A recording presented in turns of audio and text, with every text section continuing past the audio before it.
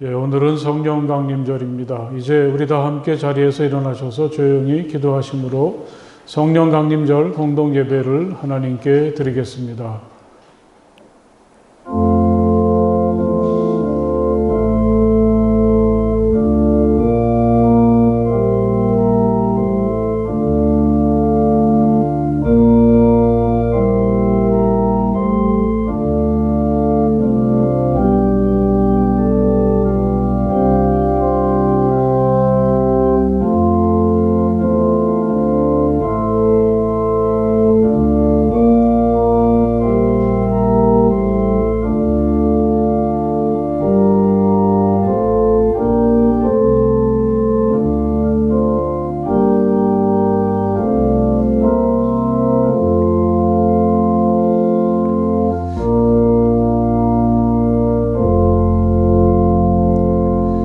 너희 모든 나라들아 주님을 찬송하며 너희 모든 백성들아 그를 칭송하여라.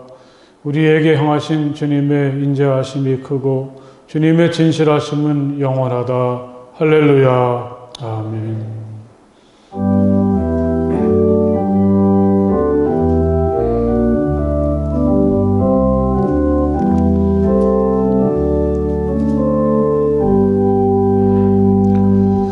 다 찬양하여라. 전능왕 창조의 주께 내 혼아 주 찬양 평강과 구원의 주님. 성도들아 주 앞에 이제 나와 즐겁게 찬양하여라.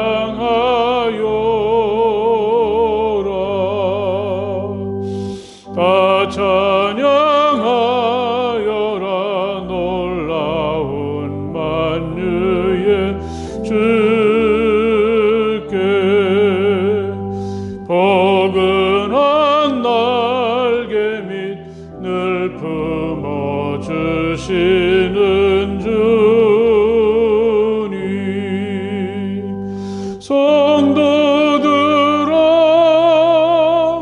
주님의 뜻 안에서 내 소원 다 이루리라.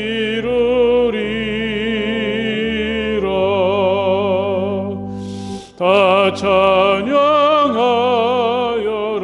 온 몸과 마음을 바쳐 이 세상 만물이 주 앞에 다 나와 찬양. 성도들아 기쁘게 소리 높여 영원히 찬양하여라.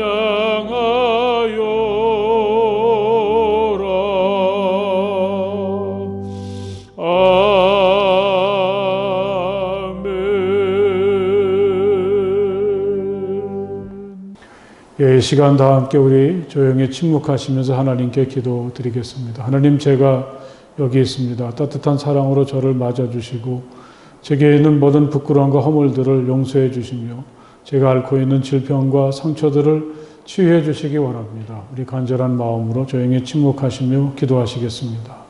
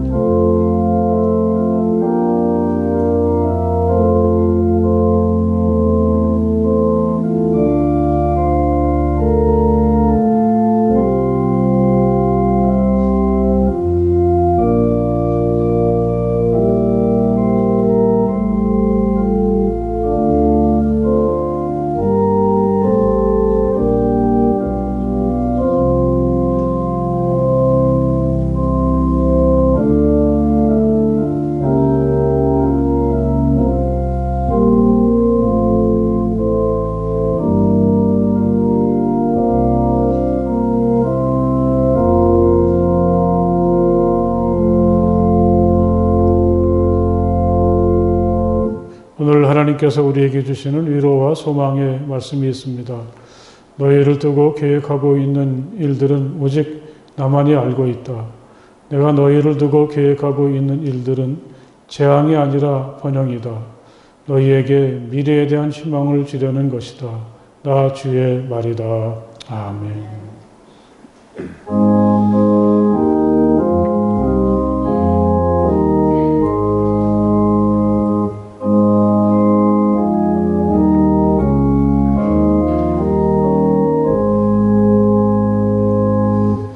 만복의 근원 하나님 온 백성 찬송 드리고 저 천사여 찬송하세 찬송 성부 성자 성령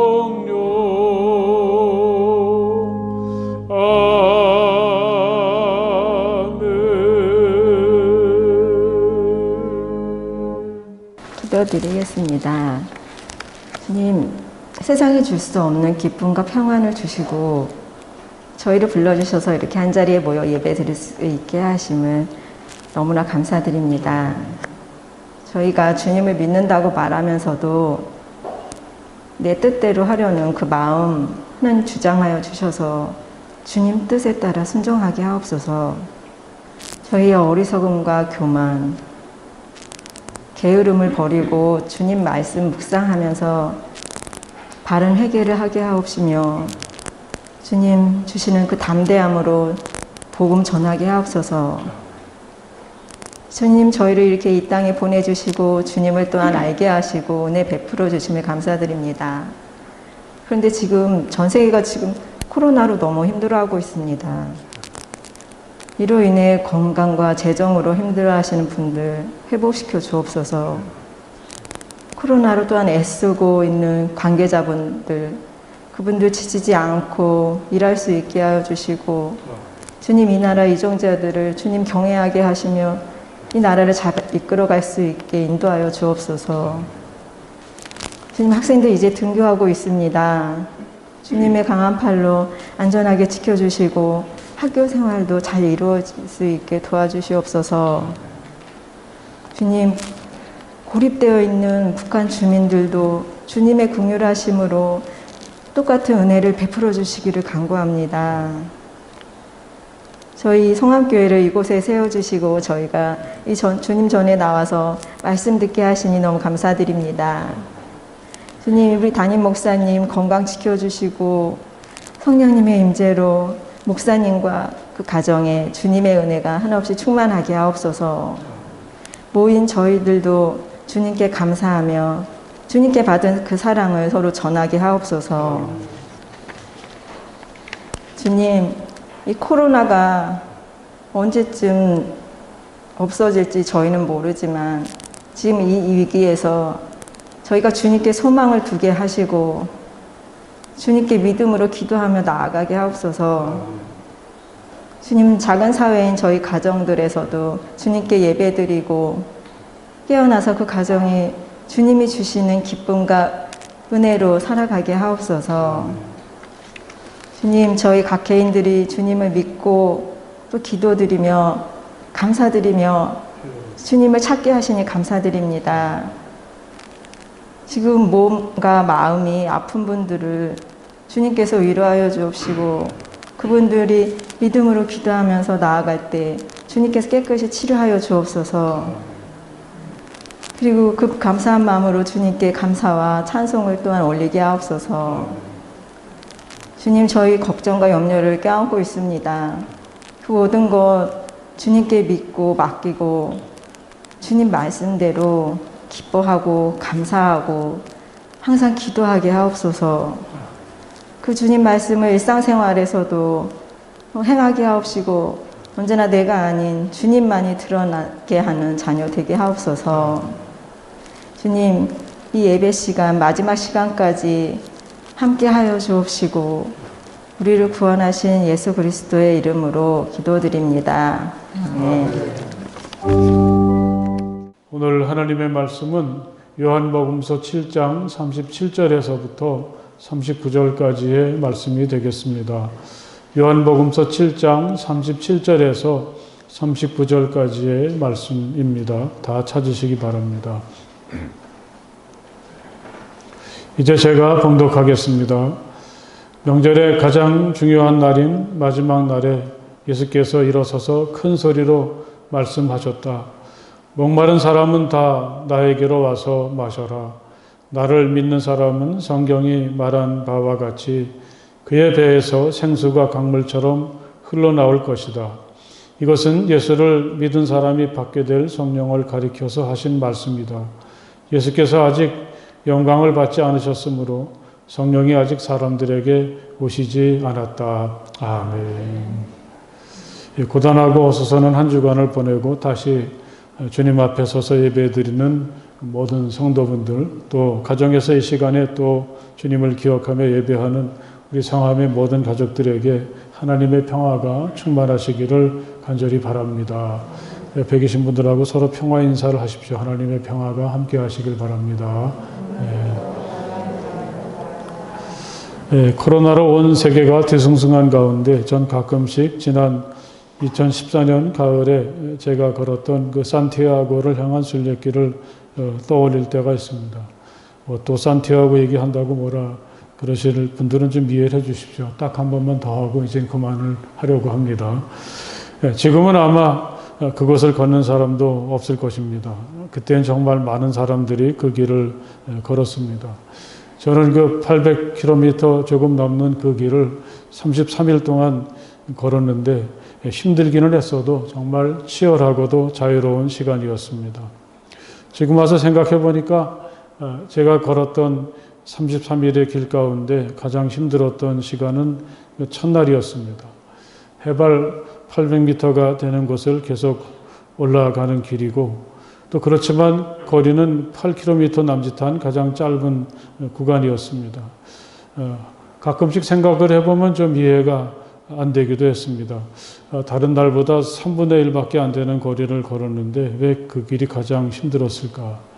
지금 와서 어느 순간인가 생각을 해보니까 아마 그건 그 길을 나 혼자 걸었기 때문일 거다. 그런 답을 스스로가 찾게 되었습니다. 이 산티아고 순례길을 시작할 때 별 준비도 없이 걷는 거라서 끝까지 해낼 수 있을지 자신이 없었고 특히 첫 구간이 가장 부담스러웠습니다. 대부분의 순례자들은 첫날 출발지인 프랑스의 산속 작은 마을 생장 피에르 포트라는 곳에서부터 시작해서 피레네 산맥을 넘어서 스페인의 론세바스라는 마을까지 갑니다. 한 1400m까지 높이 올라갔다가 내려가야 되고 그 거리가 27km가 넘어서 어떻게 저걸 다 하지 걱정을 했었는데 그 길 위에 오리선이라는 곳에 산장이 있다는 것을 알아내고서는 거기서 하루 쉬기로 했습니다. 남들은 하루길을 이틀에 나누어서 가려고 한 것이죠. 오후에 그 출발 지점에 도착해서 순례자 등록을 하면서 오리선 산장에 묵을 예약을 하려고 했더니 내일은 자리가 없고 오늘 꼭 한 자리가 남아 있다는 겁니다. 그래서 다음날 아침에 출발하려던 계획을 바꾸어서 바로 출발을 했습니다. 오후 2시쯤이었는데 길에는 정말 아무도 없었고 저 혼자뿐이었습니다. 대부분의 순례자들이 이른 아침에 길을 떠나니까요. 계속해서 언덕을 올라가는데 땀은 비 오듯 쏟아지고 목은 마르고 연신 물을 들이키며 올라갔던 가장 힘든 하루였습니다. 그 산장에 도착한 것은 오후 5시쯤 되었을 때인데 첫날 밤을 보내면서 몇 사람을 알게 되었습니다.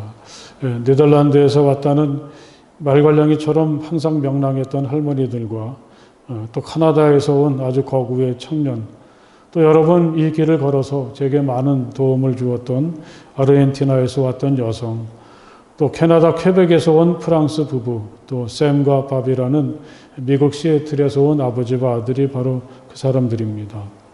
이들은 내내 길에서나 숙소에서 마주치게 되었습니다. 그때마다 얼마나 반갑고 좋던지 서로 상태를 묻기도 하고 염려도 해주고 함께 밥을 먹기도 하면서 길을 걸어갔습니다. 이렇게 사람들을 만나다 보면 힘든 줄 몰랐습니다. 혼자 있으면 힘들고 우울하다가도 누군가 함께하면 반갑고 힘이 생기고 즐겁게 갈 수가 있습니다. 아마 이게 우리가 인생의 길을 걷는 신비로움이 아닌가 싶습니다. 여러분 한번 주변을 살펴보십시오. 누가 내 옆에서 지금 나와 함께 가고 있습니까? 가족들이나 친구들, 또 직장의 동료들이나 이웃들, 이런 분들이 있지 않습니까? 또 함께 믿음 생활하는 교우분들도 있죠. 늘 함께 간다는 사실에 대해서 감사하고 또 고마운 마음을 늘 표현할 수 있기를 바랍니다. 옆에 계신 분들에게 함께 길을 가주어서 감사합니다. 인사를 같이 한번 또 해보십시오. 또 오늘 우리가 꼭 기억해야 될 것은 우리가 가는 이 길에는 보이지 않지만 함께 하시는 분도 있습니다. 그분은 바로 성령님이십니다. 우린 지금도 성령님과 함께 길을 걸어가고 있습니다. 할렐루야. 오늘이 바로 성령 강림절입니다. 예수님은 십자가를 지시기 전이나 승천하시기 전에 성령님의 오심을 약속했고 제자들은 그 약속을 굳게 믿고 저녁 기도에 힘을 썼습니다. 오순절이 되었을 때에도 그들은 여전히 함께 모여서 기도하고 있었는데 마침내 성령이 그들 가운데 임하셨습니다. 그때부터 그들은 전혀 새로운 사람이 되었고 담대하게 이 세상을 향해서 그리스도를 전하는 삶을 시작하게 됩니다. 교회들은 이 사도행전 2장에 나타난 말씀을 토대로 해서 이 부활하신 주님이 하늘에 오르신 승천주일에 이어지는 오늘을 성령 강림절로 지킵니다. 요한복음서를 읽어보면 예수님은 부활하신 후에 제자들을 찾아오셔서 그들에게 자신의 숨을 불어넣으시면서 성령을 받아라 이렇게 말씀하시며 성령을 그들에게 선물하셨습니다. 이렇게 같은 성령님을 이야기하지만 사도행전과 요한복음서는 성령이 그들에게 어떻게 임하셨는지 조금 다른 것 같습니다. 또한 성령님께서 우리에게 오셔서 하시는 일에 대한 설명도 좀 차이가 있습니다. 사도행전은 불과 같이 임하신 역동적이고 뜨거운 성령님을 고백하고 있다면 요한복음서에서 주님께서 소개해 주시는 성령님은 다소 차분하고 정적인 특성을 가지고 있다고 하겠습니다. 무엇이 맞고 틀리는 것은 아니겠죠.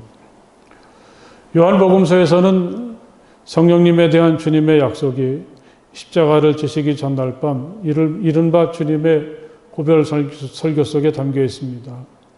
주님은 거기서 성령님을 언제나 우리 곁에 계시면서 우리를 돕는 분이시라고 소개하시죠. 내가 아버지께 구하겠다.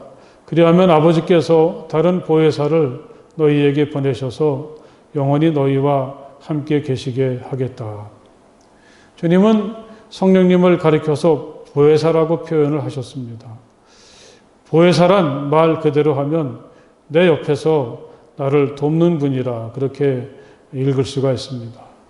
언제나 내 편이 되어주는 변호사라고도 할 수 있고 내 말을 들어주기도 하고 치유해주는 상담자라고도 하겠습니다. 나를 항상 지켜주는 보호자라고도 읽을 수가 있습니다. 어떤 성경에서는 이 성령님을 가리켜서 친구라고 그렇게 읽기도 했습니다. 대문자를 썼으니까 아주 특별한 친구가 되겠죠. 십자가를 앞에 두신 주님께서 사랑하는 제자들과 더 이상 함께할 수 없을 때 주님이 주신 마지막 약속, 마지막 선물이 바로 보혜사 성령님이십니다. 보혜사이신 성령님은 그 이름처럼 언제나 우리 곁에 계시면서 우리를 지켜주시고 우리를 치유하시고 내 편이 되어주십니다. 무엇보다도 보혜사이신 성령님은 항상 나와 함께 걸어가십니다. 물론 우리는 성령님을 볼 수도 없고 만질 수도 없어서 때로는 성령님이 지금 내 곁에 계신지 느끼지 못하고 지나갈 때도 참 많죠. 하지만 사랑하는 여러분, 우리가 나사렛 예수를 그리스도로 믿고 믿음의 길을 시작한 때부터 성령님은 항상 나와 함께 하고 계심을 믿으시길 바랍니다. 오늘처럼 이 코로나의 그 상황 속에서 함께하는 것이 두렵고 사람들이 모이는 곳을 잘 가고 싶지 않은 이 시기에 이렇게 이곳에 모여서 하나님을 예배한다든지, 비록 성전은 아니지만 가정에서 하던 일을 멈추고 영상을 통해서라도 하나님을 예배한다는 것, 우리가 이렇게 할 수 있는 마음을 주신 분이 바로 성령님이십니다. 우리는 이미 성령의 능력을 힘입어서 믿음의 길을 걸어가고 있습니다.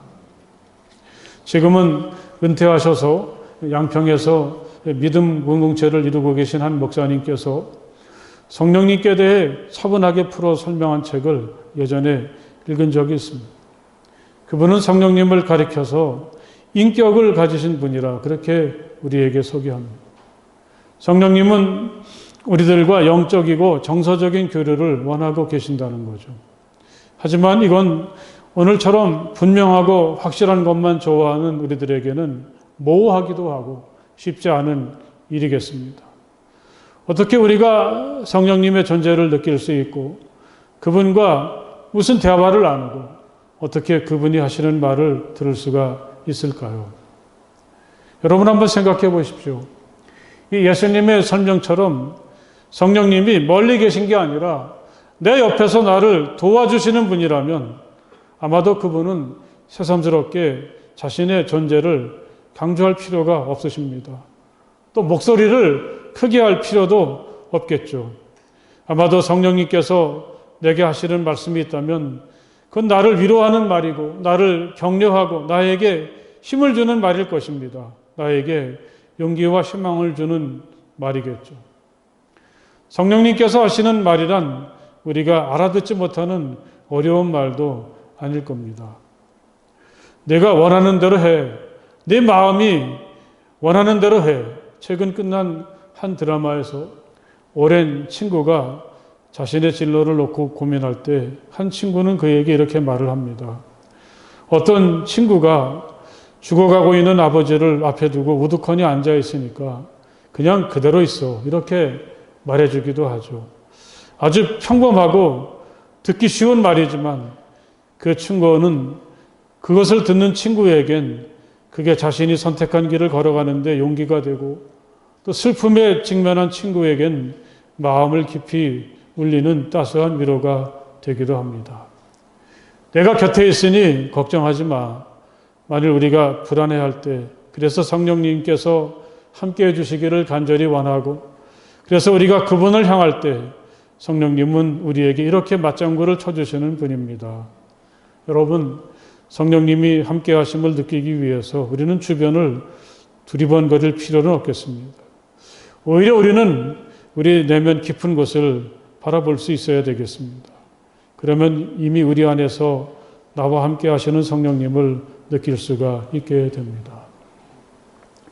사도 바울은 우리 마음이 성령님과 우리의 본성 사이의 싸움터라고 생각했죠. 우리가 누구의 소리에 더 많이 귀를 기울이는가, 여기에 따라서 우리는 성령의 사람이 되기도 하고 육체의 노예가 되기도 합니다.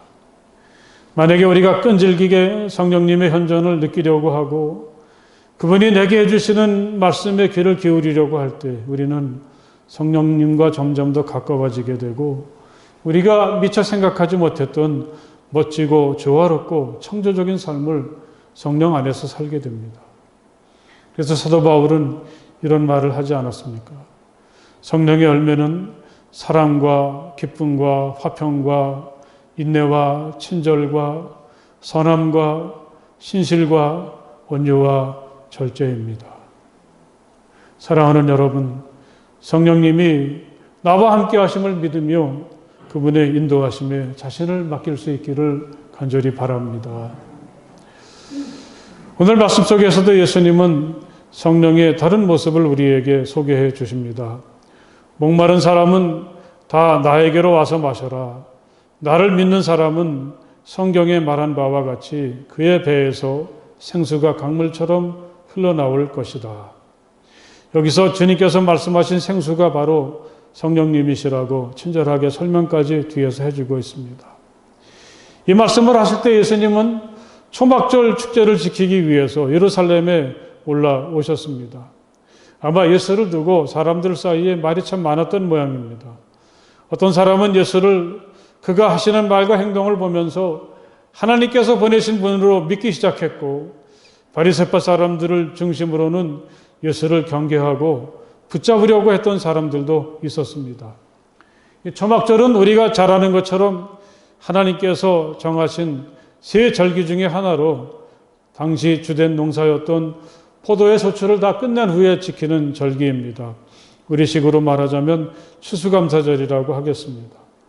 이 초막절 축제는 한 주간 동안 진행이 되는데 아주 독특한 전통이 있습니다. 아침이 되면 제사장들은 실로암 못에서 물을 길어다가 제단에 붓습니다. 그들이 이렇게 하는 것은 그만큼 농사를 짓는데 물이 소중해서입니다. 추수의 시간이 지나가면 우기가 찾아오고 비가 내리게 되는데 이것은 그들이 다시 새로운 씨앗을 뿌리는데 없어서는 안 되는 소중한 것들이죠. 그들이 축제 기간에 날마다 물을 제단에 붓는 까닭은 하나님 우리에게 비를 계속 내려주셔야만 우리가 살 수 있습니다. 이런 마음이 담겨져 있다고 하겠습니다.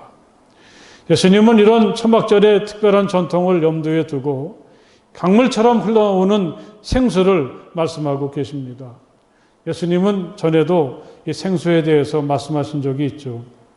사마리아 수가성의 우물가에서 만났던 한 여성에게 주님은 이런 말씀을 하십니다. 내가 주는 물을 마시는 사람은 영원히 목마르지 아니할 것이다. 내가 주는 물은 그 사람 속에서 영생에 이르게 하는 샘물이 될 것이다. 만약에 그가 진정으로 나사렛 예수를 그리스도로 믿는다면 그에겐 생수가 강물처럼 흐르게 될 것이라고 주님은 말씀하셨습니다. 사랑하는 여러분, 우리 모두에게 이런 확신과 믿음이 있기를 간절히 바랍니다. 비록 우리가 직면한 오늘은 상당히 혼돈스럽고 메마른 황무지 같지만 우리의 나사렛 예수를 향한 믿음이 흔들리지 않는다면 우리 내면은 주님이 주시는 생수가 강물처럼 흘러서 우리가 항상 건강하고 풍성하고 생명 가득한 나날을 보낼 수가 있게 됩니다. 나를 믿는 사람은 주님은 이게 중요한 전제가 된다고 말씀을 하시죠. 이제는 나를 믿든지 말든지 분명히 정할 때가 되었다고 선언하셨습니다. 만일 나사렛 예수를 그리스도로 믿지 못한다면 그는 여전히 황무지같이 메마른 세상을 살게 되는 거고, 믿으면 그의 배에서부터 생수가 강물처럼 흘러나오게 될 것이라고 말씀을 하셨습니다. 여기서 배라고 하는 말을 그의 깊은 곳에서 이렇게도 읽을 수 있고, 어떤 성경에서는 이 배가 아니라 이 가슴이라고 표현하기도 했습니다. 오늘 우리 모두에게 이런 은혜가 충만하시기를 간절히 바랍니다. 생각해보면 초막절이란 그들에겐 가장 풍성하고 행복한 시간이겠죠. 한 해의 농사를 마치고 거둔 곡식을 창고에 가득 쌓아 놓았으니 당분간 걱정하지 않아도 좋은 풍성한 시간입니다. 그래도 그들은 여전히 만족할 수가 없습니다. 무엇인가 채워지지 않는 게 있습니다. 그들은 여전히 목이 마르고 자기들에게 주어진 미래에 대해서 자신이 없습니다. 올해는 그래도 간신히 농사를 지었지만 내년엔 더 나빠질 수 있을 거야. 그들은 항상 이러한 염려와 걱정 속에 살아갈 수밖에 없죠. 주님만이 우리의 깊은 내면에 생수가 강물처럼 흐르게 하십니다. 그럴 때 우리는 목마르지 않고 가난하지 않고 풍성하고 충만한 인생을 살아갈 수가 있습니다. 우리의 모든 삶의 비결이 우리의 마음속에 생수가 흐르게 하시는 나사렛 예수에게 있다는 사실을 항상 기억하시기를 간절히 바랍니다. 또 예수님은 성경에 말한 바와 같이 이렇게 말씀을 하셨습니다. 성경에 나타난 어떤 광경을 한번 생각해 보라. 그러한 의미가 담겨져 있다고 저는 읽었는데, 그래서 도대체 어떤 광경일까 이렇게 저렇게 생각하다가 에스겔서 47장을 떠올리게 되었습니다. 이 에스겔서는 우리가 잘 아는 것처럼 예루살렘에서 바빌론으로 끌려간 포로 에스겔이 그곳에서 포로로 잡혀와 있는 동족들에게 전했던 하나님의 말씀이죠. 하나님은 에스겔을 통해서 이스라엘의 불신앙이나 잘못을 끄집기도 하셨지만 그들이 말씀을 통해 다시 회복될 수 있다는 꿈과 희망을 가지게 하셨습니다. 이 47장에는 에스겔이 보았던 환상이 나옵니다. 하나님은 이 47장 이전에 에스겔에게 다시 세워진 예루살렘 성전을 환상으로 보여주셨는데 그 성전 문지방에서 문지방 밑에서 물이 솟아나기 시작한 것입니다. 그 물은 제단을 지나서 성전의 동쪽으로 흘러갑니다. 처음엔 조금씩 흘러나오던 물은 시간이 갈수록 더 풍성해집니다. 하나님은 그에게 물의 깊이를 재게 하십니다. 성전에서 한 450m쯤 떨어진 곳에서는 발목을 적실 정도였습니다. 다시 그만큼 더 가서 깊이를 재보니까 물이 무릎까지 올라옵니다. 다시 그만큼 갔을 땐 물이 허리까지 올라왔고 다시 또 그만큼 가서 재보았을 땐 물은 아주 깊어져서 서 있을 수도 없었고 헤엄을 쳐야만 하는 큰 강이 되었습니다. 이번에는 하나님은 에스겔을 강가로 올라오게 하셨습니다. 어느덧 강가에는 많은 나무가 서 있었습니다. 하나님은 이 물이 골짜기들을 굽이쳐 돌아서 마침내 사해바다에 이르게 될 것이라고 말씀을 하셨습니다. 이 물이 바다로 흘러가면 죽은 물이 살아날 것이다. 이 강물이 흘러가는 모든 곳에서는 온갖 생물이 번성하며 살게 될 것이다. 이 물이 사해로 흘러들어가면 그 물도 깨끗하게 고쳐질 것이므로 그곳에도 아주 많은 물고기가 살게 될 것이다. 강물이 흘러가는 곳이면 어디에서나 모든 것이 살게 될 것이다. 주님은 이 장면을 통해서 주님께서 우리에게 주시는 생수가 어떤 것인지, 우리 가운데 이 생수가 흐르게 될 때 어떤 일이 일어나고 있는지를 소개해 주고 계십니다. 주님이 주시는 생수는 우리를 다시 살리고 회복시키시는 물이라 그렇게 말할 수가 있겠습니다. 생수가 흐르는 곳마다 주변에서는 나무가 자라게 되죠. 아무것도 살 수 없었던 황무지가 생명의 땅으로 바뀌었습니다. 생수가 흘러 들어가면 물도 살아나고 회복이 됩니다. 오염되고 더러워져서 아무것도 살 수 없는 바다에 온갖 생명들이 살게 되죠. 심지어는 수증기가 너무 많아서 아무런 생명도 살 수 없었던 사해까지도 생수가 흘러 들어가면 물고기들이 살게 되는 생명의 바다가 됩니다. 생수는 또한 우리를 풍성하게 합니다. 이 생수가 흐르는 곳마다, 이 생수의 기운이 닿는 곳마다 나무가 자라게 되고 그 나무에서는 사시사철 열매가 끊이지 않습니다. 고기는 얼마나 많아지는지, 아무것도 살 수 없었던 죽음의 바다도 이 생수가 흘러 들어가면 회복이 되는데 마치 지중해처럼 많은 종류의 고기가 그곳에서 살게 될 것이라고 하셨습니다. 특별히 하나님은 에스겔에게 이 물이 흘러 들어가게 될 사해가 어떻게 될지 구체적으로 표현을 해 주십니다. 주님께서 주시는 생수는 아무것도 살 수 없는 이름처럼 죽음의 바다, 사망의 기운이 가득한 죽음의 골짜기조차도 생명이 살 수 있는, 또 번성하게 되는 풍성한 곳으로 회복시켜 주신다고 말씀을 하셨습니다. 오늘 바로 이런 주님의 은혜가 우리 가운데 충만하시기를 간절히 바랍니다.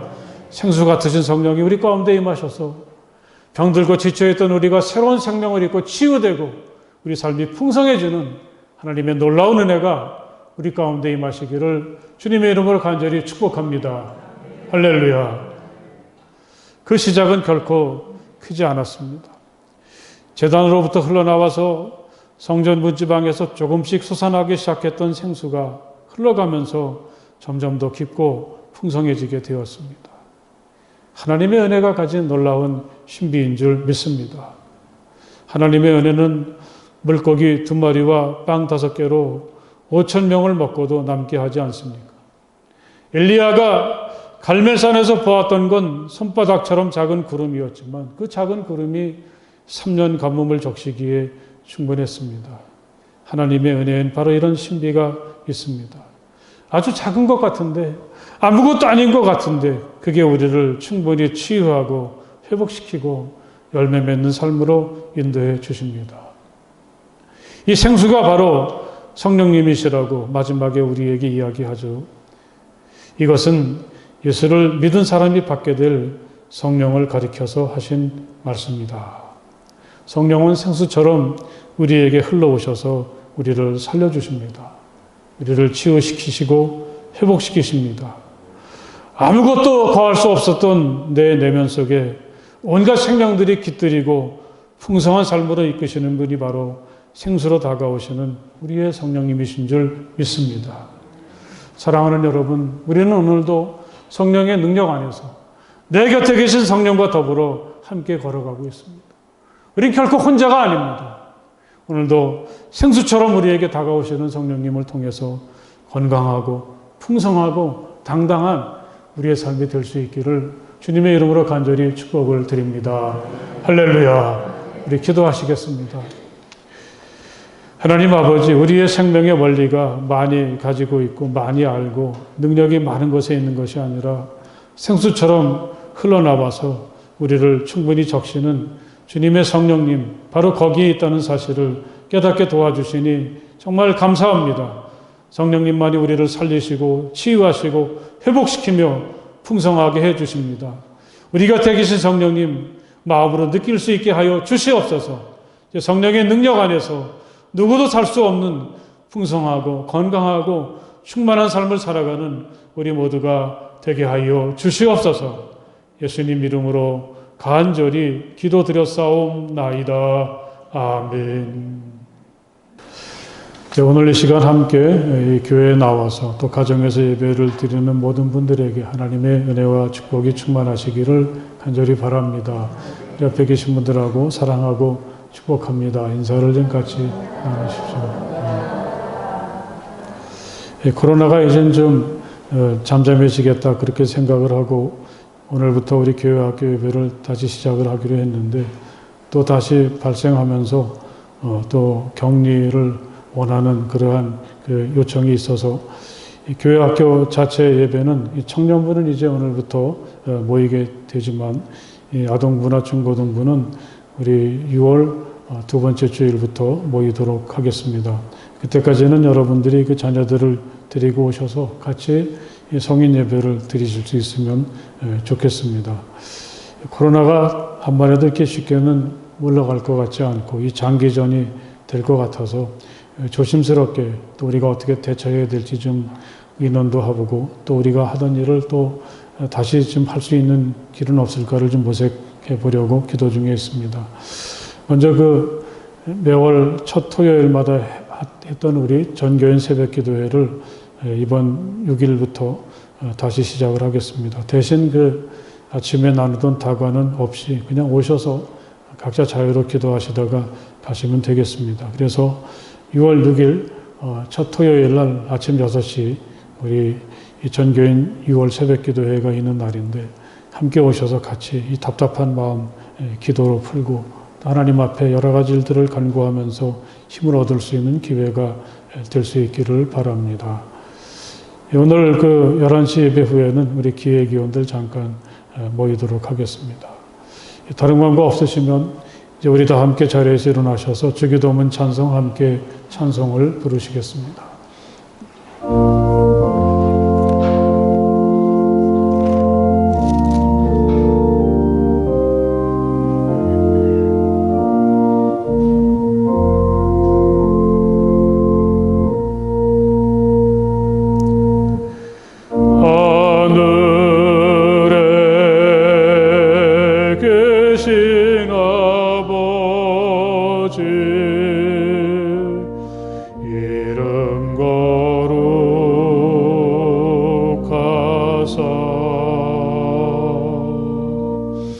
주님 나라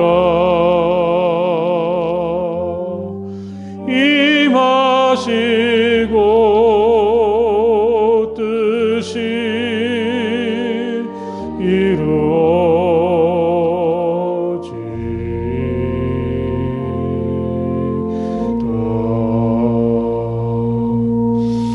일용할 양식 주시고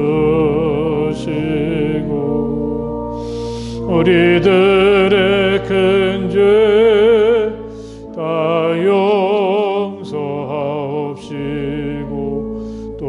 시험에 들게 마시고 악에서 구원하소서. 내게 주의 나라 주의 권세 주의 영광 영원히